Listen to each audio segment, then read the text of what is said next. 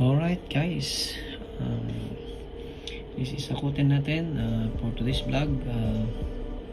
We're going to fix some issues in my car. The other day kasi sobrang ulan, ang lakas ng ulan, so nabaha ang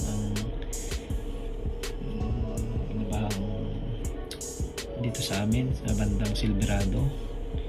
So lahat ng daan medyo nabaha, so tamang-tama naman ihatid ko si Mrs. noon, so malalit na siya sa trabaho, so sa baha. So ngayon nagmi-misfire na yung makina, so maybe napasukan ng tubig yung coil niya, so nagmi-misfire yung makina, so nanginginig. So tanggalin natin to.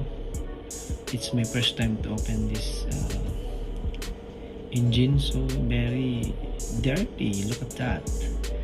So ang hinala ko, basa yung coil nito. So, nagmi-misfire kasi yung dalawa yan, yung 1 and 2 nagmi-misfire. So fast forward na natin. So guys, ito na. Confirm guys na nabasa talaga yung coil. Tingnan nyo guys, basang basa, nagmo-moist. Yan yung number 1 na coil, yung una. So wet talaga, punasan natin yan guys. So tanggalin natin tong pangalawa. So nagmi-misfire tong dalawa 1 and 2. Tingnan natin, medyo basa din, amoy gas pero talagang tubig to. So yan tignan nyo guys, medyo we're going to dry it, and then tanggalin natin din yung spark plug nya at i-dry natin. Tingnan natin, lihain natin konti mamaya. So yeah, continue. Ito guys, tingnan nyo guys ang aking ginagawa dito, na sinusungkit-sungkit ko isa-isa yung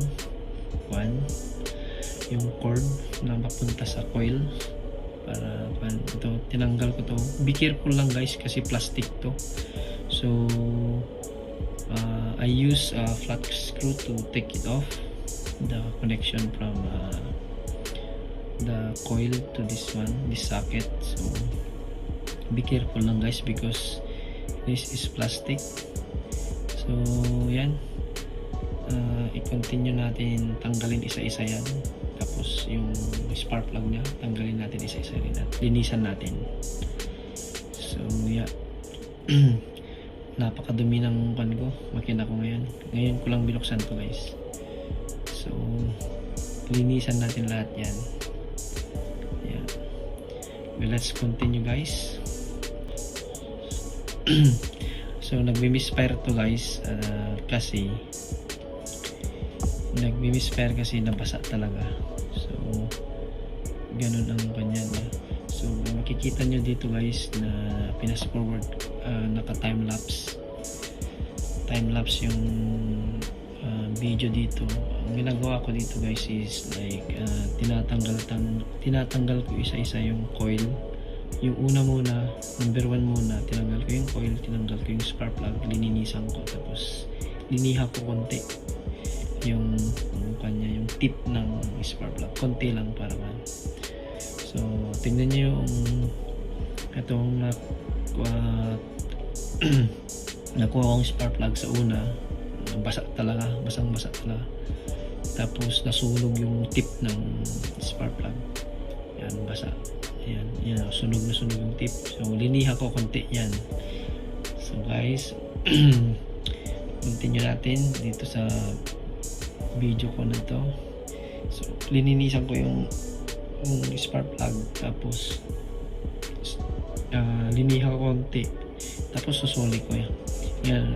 Ganun, repeat process lang yun from 1, 2, 3 and 4 cylinder kasi to so ganun yung ginawa ko. Tama yung hinala ko kasi yan yung, ito yung last. Guys, this is the last spark plug. Nice. So So itong 3 and 4 na spark plug is good. They're not wet. But the 1 and 2 is so wet. That's why it caused misfiring the 1 and 2. So the 3 and 4 is the 4th one. So I'm just going to clean it. What I do, I use the sandpaper. The size is 3000. And then I'm going to get rid of the burnt parts, like this one, the black one there. See that one? This one black. This is the burnt part there. So natapos ko na yung tatlo. I'm just going to do this one. Like this. I-sand lang ganito. Linisan lang ng mabuti guys bago ibalik. Let's see if it's mag-work yung ginawa ko. Basang basa talaga yung kwan. Super wet. Wet talaga yung 1 and 2. Subukan mo kung nag-misfire pa rin. Kung nanginginig yung makina, ibig sabihin nag-misfire. Siguro nakapasok ang tubig ng sinulong ko sa baha. Late na si misis nun kasi, kaya diniretso ko na lang, hindi na ako bumalik. Late na sa trabaho. Kaya natin yung ayusin. Sana maayos guys. Kung hindi maayos, bibili ako ng, kasi luma na ito, hindi pa napagtan siguro ito. Ito yung original part pa niya eh. Pero mas maganda kasi yung original part niya. Lifetime talaga. Ay, yun. Yan. Ganito lang gagawin guys. Lihain ng konti. Yung kung saan magmumula yung ano ba? Energy. Dito susunugin yung kan eh. Yung gasolina niya para ano na, yung piston tatakbo. Doon sa dalawa, yung 1 and 2, may kandong eh, there's a moist on it. So ibig sabihin napasok ng naghalo yung gasolina at saka tubig. Sana wag lang sa injector, baka yun nga sa injector niyan eh. Baka sa injector pa niya. Fuel injector ba? Pag doon eh, baklasin nyo yan.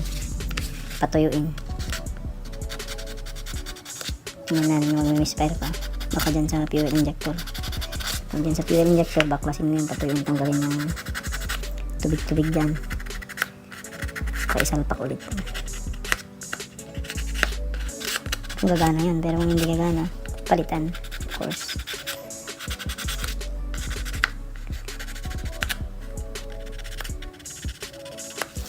Palitan na rin guys. So i-fast forward na natin guys. Ito yung last na spark plug niya. Lilinisan ko lang, ililihain ko lang yung tip niya, ano ba, yung tip niya dyan, susunugin yung gasolina eh. Yan, lilihain ko yan, tapos isalpak ko ulit. Fast forward namin.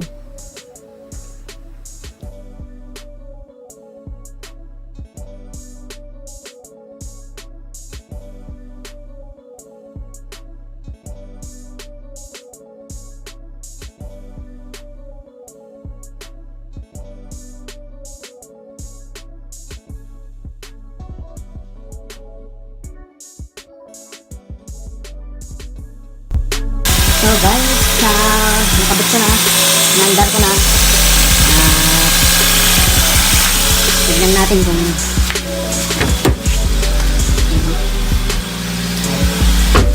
dito guys.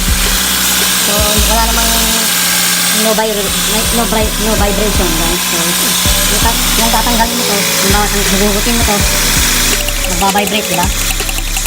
Kasi tatas lang yung gumagana natin. So gumagana to. Ano? Nanginginig ulit, nag-iba yung tunog. So balik natin. It means gumagana. Ito. Balik natin. Gumagana. So gumagana lahat guys. So gumagana lahat. Painitin lang natin konti kung magbabibrate. Balik natin tong ano lang maglinis ng spark plug guys. Madali lang. So, baklasin lang yung top cover. Tapos baklasin ito. 10mm. Tanggalin yung coil. Linisin yung spot lock. Yun lang guys. So, balik na natin. Higpitan na natin ito. Tapos balik natin yung top cover.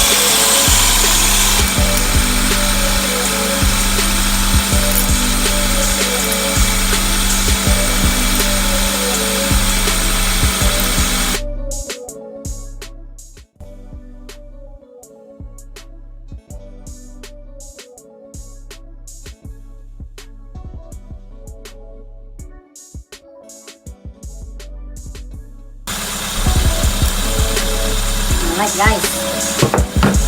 So, ganoon lang guys. Tapos na naman ang ayong tangpan natin. Tapos ang gagawin natin, hindi naman ganun ka panginginig niya. Normal lang yung minig niya, nag-minor lang yung pan. So, get rid pa natin dito itong engine check engine light. Check engine light.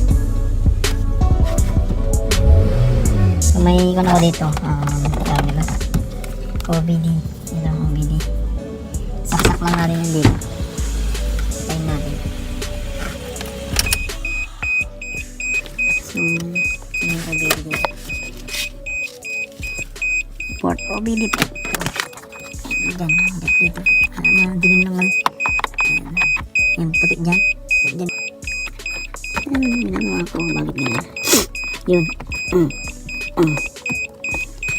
Yun. Tapos dito.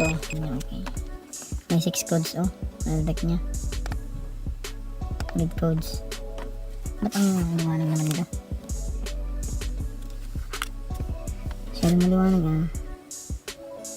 Random multiple cylinder misfire detected. Okay. Yun yung pag-angat-angat ko kanina. So, kami ay random multiple cylinder misfire. Inangat-angat ko kasi yung mga coil kanina, di ba? So, check na. Okay natin yan. Current. Erase codes. Erase natin. Ay, saglit lang din. Tingnan mo natin yung iba. Ba't ang dilim na hindi nyo nakikita, no? Ang dilim. Okay, random number 1. Tapos yung isa, cylinder 1 misfire detected. Cylinder 2 misfire detected. Cylinder 3 misfire detected. Cylinder 1 misfire detected. Yan yung pag-angat-angat ko kanina. Tapos engine coolant temperature sensor 1 circuit high. Yan yung siguro yung sensor ng coolant sa makina is kung nagmamalfunction. Yan. Cylinder 2 misfire detected. Yan ang mga codes. Na-detect niya kasi kanina inangat-angat ko yung mga coil. So nagmi-misfire talaga yan. Yun, ngayon, erase codes natin. Lahat yan. Please turn on the ignition. Turn on na guys. Naka-turn on the ignition. Has been cleared. Okay. Yung na-detect niya na-clear na. Ulit natin para sure. Yun. So, guys, ganun lang check. Dapat may gadget yung OBD2. Yung 1995. 1996 nasasakyan pataas. OBD2 mayroong port dito guys. So, tingnan natin. Kung natanggal na yung kanyan. Yung ito, check engine light. Matatanggal yan. Yaw, natanggal guys. Yun, ganun lang guys. Ang magsirami ko na naman. Sirami ko talaga siya kutin. Ay, tanggalin na natin to.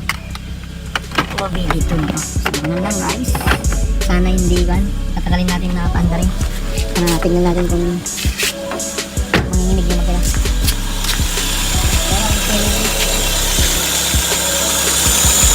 So, ganun lang guys. Magsirami ko. Don't forget to like, subscribe, and share the video para makatulong sa mga first time DIYers.